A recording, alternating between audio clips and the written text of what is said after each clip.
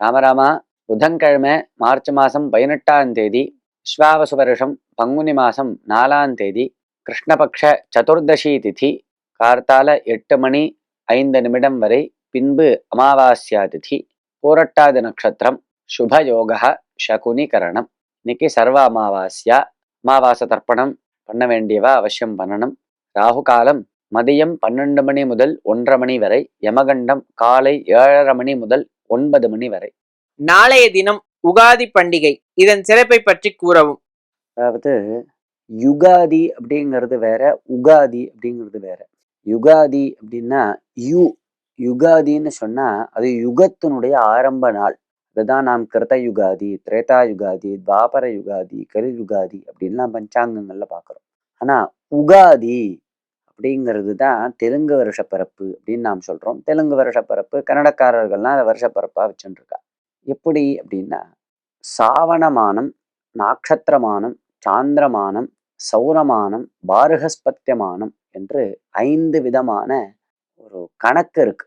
நாம் காலங்களை கணக்கிடுவதற்கான ஒரு முறை உள்ளது. சௌரமானம் அப்படிங்கிறது தான் தமிழர்களான நாமும் கேரளத்திலையும் கடைபிடிக்கிறோம். என்னது அப்படின்னா, கேரளக்காரர்களும் இதை தான், மலையாளக்காராலும் இதை தான், சௌரமானத்தை தான் ஆசிரியக்கிறார்.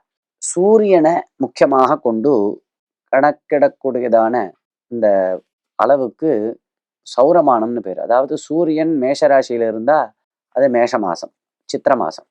சூரியன் அடுத்த ராசிக்கு, மேஷத்திலிருந்து ரிஷபத் ராசிக்கு போனா அடுத்தது வைகாசி மாசம்.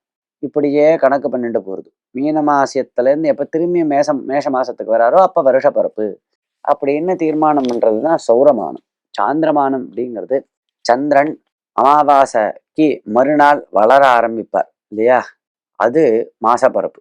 அதுல இருந்து ஆரம்பிச்சு அமாவாசை, அடுத்த அமாவாசை வரைக்கும் ஒரு மாசம், திரும்பியா பிரதம அன்னைக்கு அமாவாசைக்கு மறுநாள்ல இருந்து 2வது மாசம், இப்படியே கணக்கு பண்ணி 12 மாசங்களை கணக்கு பண்ணி பால்குண மாசம் அமாவாசை முடிஞ்சுடுத்து அப்படின்னா வருஷம் முடிஞ்சுடுத்து.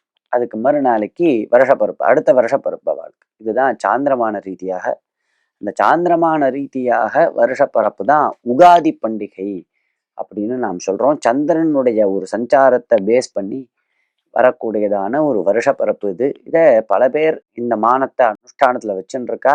பல விரதங்கள்லாம் சாந்திரமானத்தை வச்சுதான் நிர்ணயம் பண்ணப்பட்டிருக்கு. ஸ்ரீராம நவமி, வரலட்சுமி நோன்பு போன்றதான அனுஷ்டானங்கள்லாம் சாந்திரமான ரீதியாக தான் அனுஷ்டானம் பண்றோம்.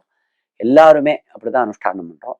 அப்ப இந்த சாந்திரமான ரீதியாக இருக்கக்கூடியதான வரக்கூடியதான வருஷப்பிறப்பு தான் இந்த உகாதி பண்டிகை அப்படின்னு நாம் சொல்றது. ராம் ராம்.